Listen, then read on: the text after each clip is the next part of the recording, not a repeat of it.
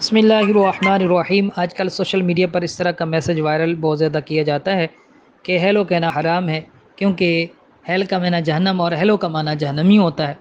تو اس جو میسج ہے اس کی شرعی حیثیت کیا ہے؟ تو یاد رکھیں کہ ہیلو کہنا بالکل جائز ہے، اور لغت کی کسی بھی کتاب میں ہیلو کا معنی جہنمی لکھا ہوا نہیں ہے، بلکہ کسی بھی لغت کو آپ دیکھ لیں تو وہاں پر آپ کو یہ لکھا ہوا ملے گا کہ ہیلو ملاقات کے وقت بولا جاتا ہے، یا کسی کو اپنی جانب متوجہ کرنے کے لیے بولا جاتا ہے۔